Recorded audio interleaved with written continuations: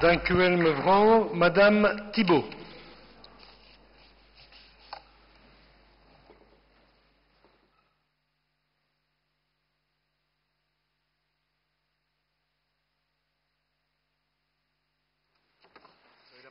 Merci, Monsieur le Président, Monsieur le Ministre, chers collègues.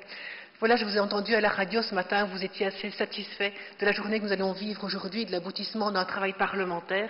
Et donc, autant je peux vous rejoindre sur, sur la forme, autant je ne peux pas vous rejoindre totalement sur le fond du travail. Donc, effectivement, nous arrivons à l'aboutissement d'un travail parlementaire de qualité, d'un dossier qui a été traité dans l'urgence, avec un gouvernement en affaires courantes, avec un Parlement de plein droit qui a travaillé, et donc cela, on peut s'en réjouir. Alors, mon groupe est plus que favorable à la transposition de l'arrêt Saldus dans le droit belge. C'est une évolution positive et nécessaire. Cette urgence est vraiment motivée aujourd'hui par le chaos qu'on connaît, par les décisions en sens divers, les décisions caduques qu'on le rencontre aujourd'hui dans le monde de la justice. Alors, nous avons par ailleurs déposé une proposition de loi à la fois au Sénat et à la Chambre. Aujourd'hui, nous avons fait le choix de ne pas co-signer le texte qui est soumis aujourd'hui à l'examen, à l'ordre du jour de cette plénière, non pas parce que le sujet ne nous concerne pas, que du contraire, mais bien parce que le texte déposé aujourd'hui défend une interpellation que nous jugeons trop minimaliste de l'arrêt Saldus. Alors, je m'explique. Les nombreuses réformes de la loi sur la détention préventive que nous avons connues avaient toutes pour but de lutter contre son usage abusif. Donc des critères de circonstances nouvelles et graves, puis d'absolue nécessité, ont été ajoutés dans la loi sans grande répercussion sur la pratique, reconnaissons-le.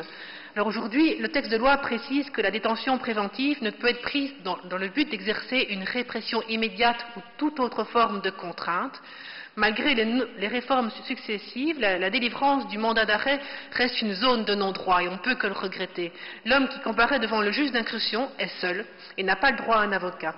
Or, la Cour européenne des droits de l'homme a déjà condamné de nombreux pays pour violation du droit à un procès équitable pour cause d'absence d'assistance judiciaire. Donc ce fut le cas dans l'affaire Saldus. La Cour condamna la Turquie pour violation des droits de la défense car des déclarations avaient été faites à un moment donné où l'assistance d'un avocat n'était pas possible et avait ensuite été utilisée comme preuve. Alors cet arrêt rendu à l'unanimité des 17 juges n'est pas un arrêt isolé, mais bien vient parachever une évolution initiée par la Cour européenne depuis 15 ans. Donc la jurisprudence existe et donc en 1993, à l'occasion de l'arrêt Imbrosia, la Cour européenne des droits de l'homme affirma pour la première fois que l'article 6 de la Convention de sauvegarde des droits de l'homme et des libertés fondamentales du 4 novembre 1950 ne se désintéresse pas de phases qui se déroulent avant la procédure de jugement. Et moins de 3 ans plus tard, la Grande Chambre de la Cour européenne des droits de l'homme franchit un pas supplémentaire en affirmant expressément dans son arrêt que justement l'article 6 exige normalement que les prévenus puissent bénéficier de l'assistance d'un avocat dès les premiers stades de l'interrogatoire de police. Et si la législation nationale attache de l'attitude du prévenu à la phase initiale des interrogatoires de police des conséquences déterminantes pour les perspectives de la défense lors de toute procédure pénale ultérieure.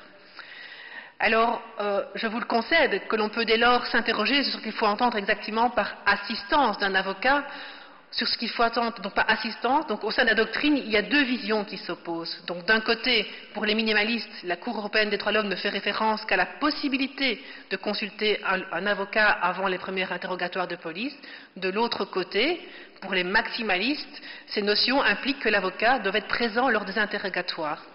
Alors, cette vision des choses s'appuie sur deux opinions concordantes jointes à l'arrêt Saldus qui démontrent que pour ces juges de la Grande Chambre ayant rendu l'arrêt, il est acquis que l'assistance d'un avocat doit être garantie pendant et dès le début des interrogatoires de police, ce qui implique la présence physique de l'avocat lors de ceux-ci. Donc cette interprétation des propos de la Cour européenne des droits de l'homme est également la plus en phase avec l'attention portée depuis toujours par celle-ci à la question de l'effectivité des droits garantis par la Convention précitée. Alors, un premier pas dans ce sens a été effectué par la Cour d'appel d'Anvers dans un arrêt du 24 décembre 2009. La Cour y reconnaît le droit à l'assistance d'un avocat dès le premier interrogatoire, en se basant notamment sur la gravité et la nature des faits reprochés au suspect. Autrefois, la jurisprudence en Belgique considérait que le système belge offrait des garanties suffisantes pour pallier l'absence d'un avocat lors des premières auditions. Il est vrai que l'article 47 bis de notre code d'instruction criminelle contient déjà des règles minimales à respecter lors de l'audition de certaines personnes, comme suspects, témoins ou victimes. Mais ni l'assistance ou l'entretien préalable avec un avocat, ni l'enregistrement audiovisuel n'en fait partie aujourd'hui. Alors, le 24 juin 2009, l'Assemblée générale du Conseil supérieur de la justice rendait un avis sur cette question en ces termes. Donc, convaincu du caractère restreint et souvent théorique des droits garantis par notre procédure actuelle et notamment par l'article 47 bis du Code de l'instruction criminelle, et si on les examine à la lumière de l'enseignement de la Cour européenne, le Conseil supérieur de la justice propose que la personne privée de liberté ait l'occasion de s'entretenir avec un avocat avant la première audition et que celle-ci fasse l'objet d'un enregistrement audiovisuel. Alors, notre position, qui, je le rappelle, fait partie d'une proposition, elle va plus loin que l'avis du Conseil supérieur et adapte le droit belge à la jurisprudence de la Cour européenne de la justice dans son interprétation maximaliste, car c'est l'interprétation qui garantit la plus grande sécurité juridique en droit interne, en mettant la Belgique à l'abri d'une future condamnation par la Cour européenne de Strasbourg. Alors, dans ce cadre, nous avons déposé différents amendements et ont été redéposés aujourd'hui en séance plénière. Ceci concerne le délai de la garde à vue, qui ne peut être allongé qu'au prorata du délai nécessaire à la mise en œuvre de l'assistance par un avocat de la personne concernée. Un autre concerne l'assistance de l'avocat pour tous les suspects lors de l'audition. Un autre amendement prévoit l'enregistrement audiovisuel lorsque l'avocat est absent. Donc là, j'ai bien entendu que vous aviez une volonté de mettre en place cet enregistrement, mais pourquoi ne pas aujourd'hui directement mettre cette disposition dans la législation? Je pense que tous les groupes se sont exprimés en faveur de cette demande. Alors, le dernier amendement prévoit un rôle actif de l'avocat, et donc si celui-ci n'a pas pu intervenir lors de l'audition, il peut faire acter ses remarques au niveau du procès verbal d'audition. Alors, en conclusion, chers collègues, pour nous, ce texte présenté aujourd'hui constitue une avancée, surtout au niveau de l'instruction. Néanmoins, les différentes exceptions que prévoit le texte à la jurisprudence Saldus entraîneront inéluctablement des difficultés procédurales. D'accord? On va évaluer, mais toujours est-il que dans un délai proche, on s'expose à des difficultés. Alors pour nous, écologistes, il était aussi dans les débats inopportun d'ouvrir le débat quant à la prolongation du délai de garde à vue à l'occasion de la transposition de la jurisprudence Saldus.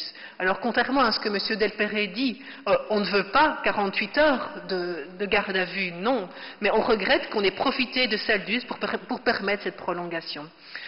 Alors, toutefois, compte tenu des diverses avancées de cette loi, dont en termes d'information, en termes de droit à ne pas s'accuser soi-même, en termes de droit de se taire pour les suspects et d'autres dispositions, le groupe écolo, s'abstiendra sur cette proposition de loi. Je vous remercie. Merci, Madame Thibault.